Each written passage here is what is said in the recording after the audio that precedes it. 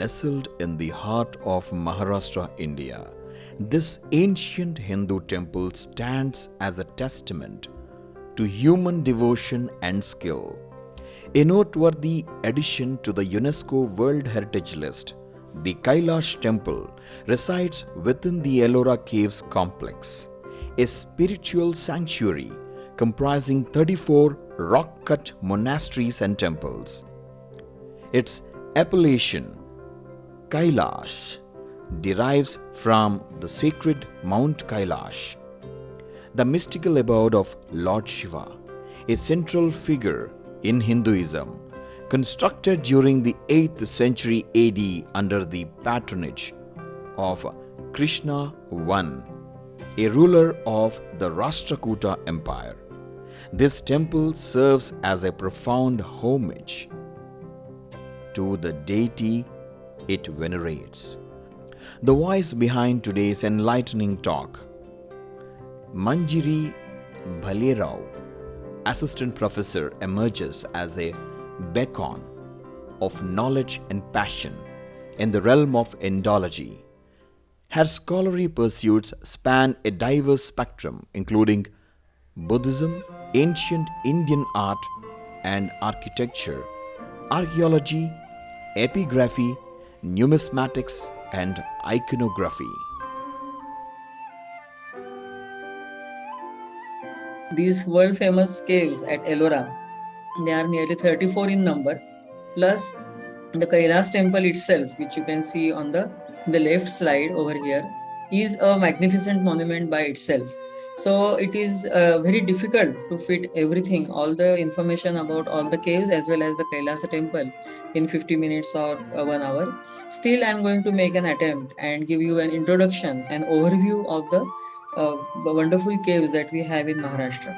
And then here, right from this point to this point, the caves are numbered by the Archaeological Survey of India as they are presently over there today. The numbers do not indicate the chronology of the caves. We know that these have been excavated out of this huge Sahyadri mountain range, and this particular mountain range, especially where we have a river, a waterfall converted, which converts itself into a river called as Ellora over here, and then there are many other waterfalls also which provide water to this particular river at a later stage. 11, 12, we have the Buddhist caves. Number 13 is a featureless cave. Number 14 to 29, we have the Hindu caves or Brahminical caves, and then 30 to 34 are the Jain caves. Along with these, we also have some caves at the upper level. But then this cave number 5 is an interesting cave where we have these two long belts or these two long benches carved on the ground. People used to interpret, or whenever you go there, the guide might tell you that these are the dining tables for the monks, because this cave has got a sanctum wherein we see the image of Buddha. Plus, there are some cells over here where the monk could stay. But then this is obviously for doing something, keeping something on these benches. So many people thought that these would be dining tables, but then we now know, with the help of a similar cave which we have at Kaneri, that is cave number 11 at Kaneri, also has similar benches carved over there. Other than these two caves, nowhere else in India we have a monastery like this. But then the inscription at Kaneri, which was deciphered long ago, but then with the help of that, Dr. Suraj Pandit has interpreted this cave also and the function of these two benches. That is, they were meant to be tables, but for writing manuscripts. At Kaneri, we have an inscription of the Rashtrakuta period, which says that they were giving a donation for the copying of the manuscripts. And then those copies of the manuscripts were made by keeping the palm leaves on these benches. The monks would obviously sit down and then they would write the manuscripts, copy the manuscripts, and probably the cells that we have in this cave. Then cave number 6 is also a significant cave because here we see the depiction of some of the important Buddhist deities. We see the development of Buddhist pantheon during the Mahayana as well as Vajrayana. But here we have this goddess, which can be called as the Saraswati of the Buddhists, because she is the goddess of knowledge, and she is called as Maharadni, Vidyaradni Mahamayuri.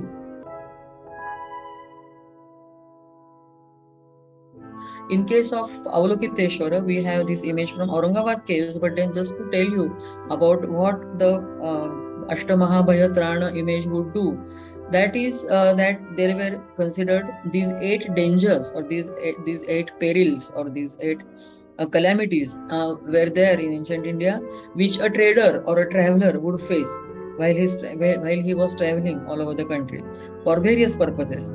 So the perils, the dangers were he could be attacked by a wild elephant or a lion, or his ship can face shipwreck. A serpent can come and bite him. He might catch fire, or he might get involved in the fire, the forest fire. Even robbers can attack him. He might go into the captivity of the local king, or even a demon could attack him. So, from all these dangers, if he gets one of the dangers, then he would have to invoke his savior god, that is Padmapani Avalokiteshvara, or Tara. In Tara, the name itself tells you that she is the savior goddess. So, here we have in cave number 7 at Ellora. In cave number 8, also we have Vidyaradni Mahamayuri's depiction, again suggesting the practice of knowledge gaining over here at Ellora, and there were many monks who were studying, doing sadhana in front of the goddess of knowledge. This story goes back to the times of Buddha. It is believed that Hariti was a monstress, an ogress actually, and her husband was Jambhala or Panchika. Both of them had 100 children, and then she had this bad habit of eating the children of human beings. So she used to do that every time, and people used to complain to Buddha about this practice of Hariti. So Buddha one day hid one of her children, the youngest one actually, Shubhankara. Then she went to Buddha again, telling him that I cannot find my child, that you have 99 other children. Why do you want this last one? But then she said, no, this is my child and all. And then Buddha told her, see, you do the same thing in case of other people every day. So that is very bad, and consider their feelings also. Then she repents, and then from that point onwards, she becomes the mother goddess or the savior goddess of young children. This was locally called as Sutar Ka Jhopda, the hut of a carpenter, because people thought that this was actually done in wood, but then this was done in stone, and it was so fine, very well finished, that they thought that this could have been done in wood. Tesham chayo nirodha evam vadi mahashravana. So this is a very important, significant shloka of the Mahayana and Vajrayana Buddhists, where we see the whole philosophy of Buddhism. Dharma Chakravarti. He was the sovereign emperor of the spiritual world. So we always see him with royal insignia, and we also see him seated on the lion throne. Plus, we go ahead now and we see the triple-storied monasteries at Ellora. They are called as Do Thal and Teen Thal, cave numbers 11 and 12. But then both of them are actually of 3 stories, and these are very significant because these are fortified monasteries. If you see carefully, this particular monastery, cave number 11, is of 3 stories. But then when you enter the campus, you see this is broken today, but then you will find in the next monastery that there was a fortification wall carved out of this huge rock. So once you close the door, you cannot enter the campus. Further, for both the monasteries, this is cave number 12, that was cave number 11. For both the monasteries, when you go to the first story, the doorway would be closed and people would not know what was happening on the first floor. Again, on the second floor, when you go by the staircase, the staircase was closed and locked, and people would not know at all what was going on inside this.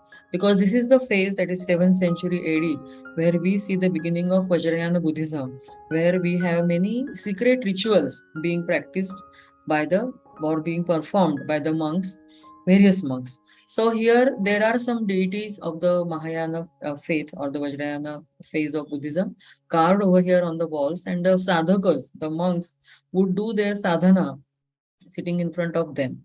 So Dr. Jerry Malantra has proposed that the whole floor, or all these caves were in fact considered as a mandala, and wherein the sadhaka would sit inside, and then he would invoke his devotee and try to get the siddhi out of whatever his meditation or whatever his path of getting the level of the siddha would be there.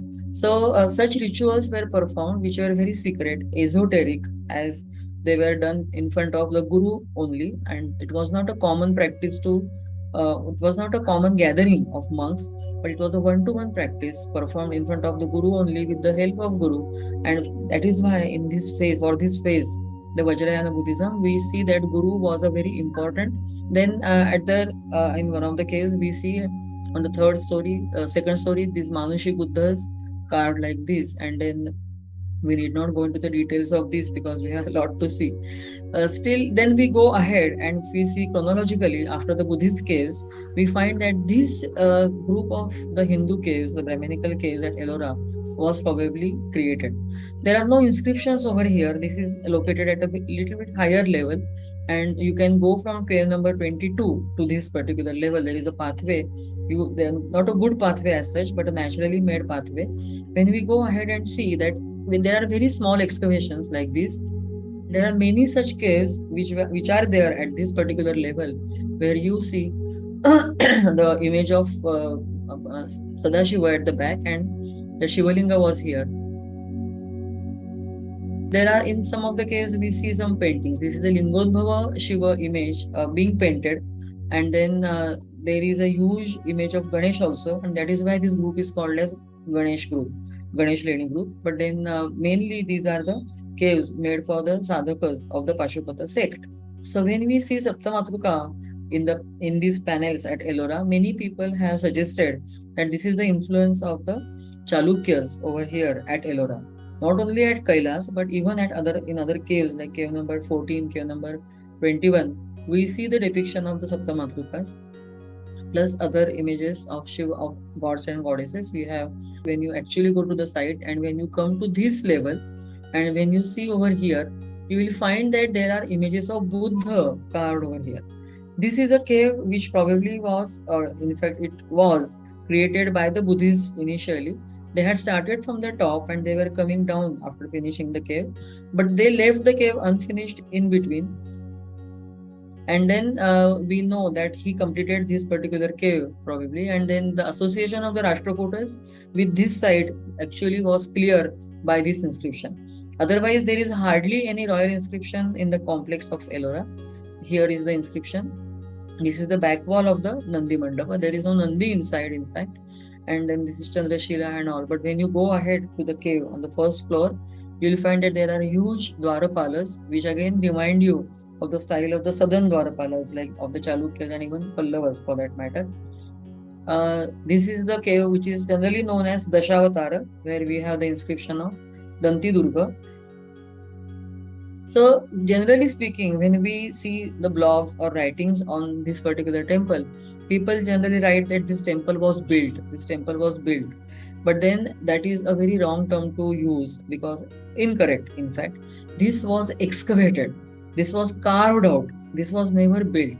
Building a temple is an easier activity as compared to carving a temple out of one single rock, because you have only this much rock available to you and you cannot make any mistake. That is the most riskiest part actually, where when you have a monument which is being carved out of one single rock. But then it is believed that the basic temple with the Nandi Mandap, Mahamandap, and with Antarada, the Garbhagruha, the main temple was created during the times of Krishna I. But then later on, some of the Rashtrakuta rulers probably added some parts to this complex. Even the pillars and the life-size elephants which are there in the complex, in the campus, were also there right from the beginning. But then other shrines which you see on the side walls, the river shrine and the sculptures on the exterior also, were made during the times of the later people. But then it is very difficult to pinpoint the first phase and the second phase.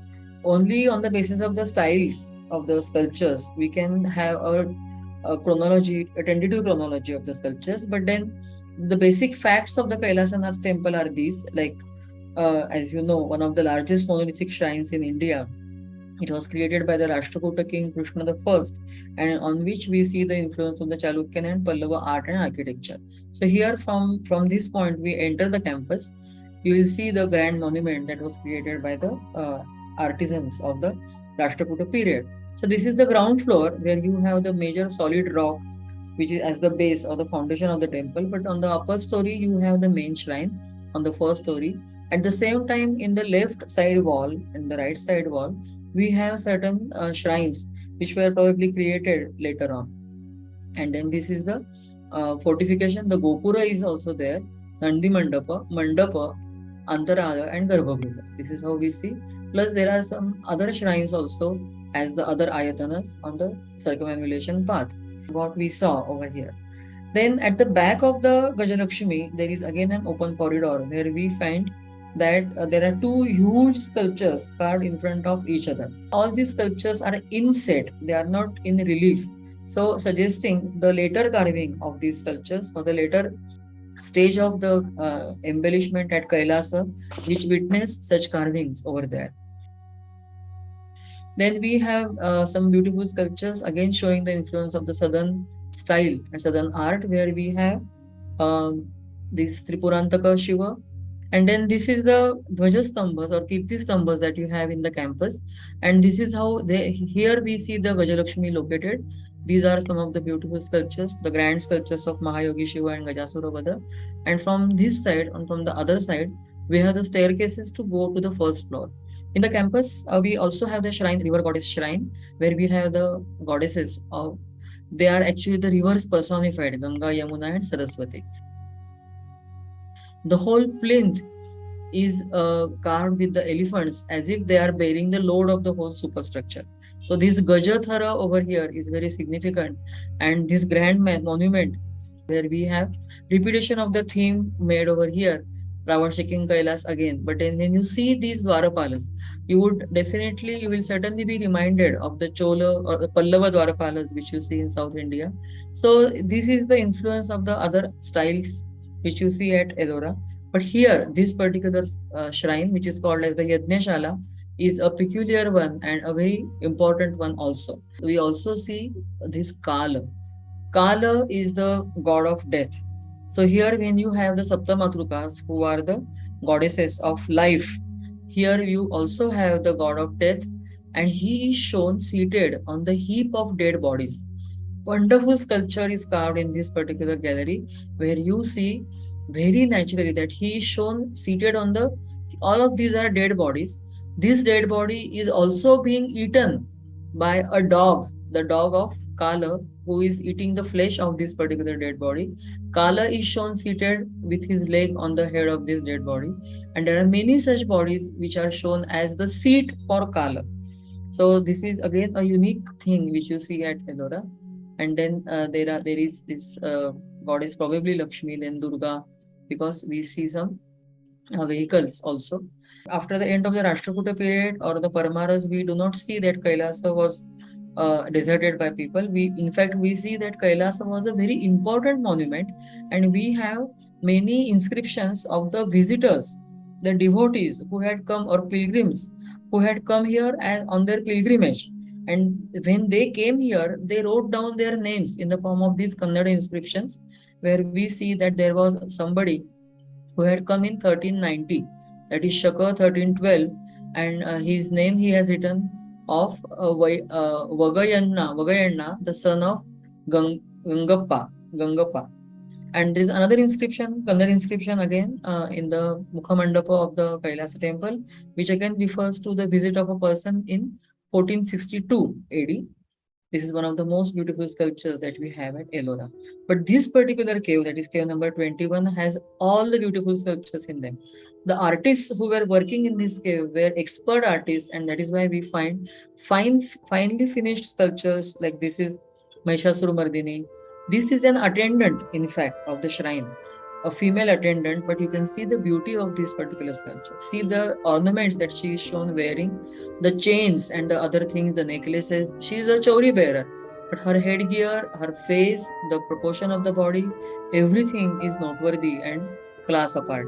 Here we also have this famous scene of Shiva and Parvati playing Chausar, where you have the Shaiva attendants, somebody is fanning also there, and the attendants of Shiva are there, in the form of these elephants and the Kirtistambha in the campus, plus this Gopura, etc. This is the most interesting thing over here in case of the Jain caves, where we have a Sarvatobhadra shrine. This in fact is the shrine indicating the Samavasarana of the Tirthankara. The Samavasarana is an event where a Tirthankara, after his enlightenment, gives a lecture to the living beings in the world.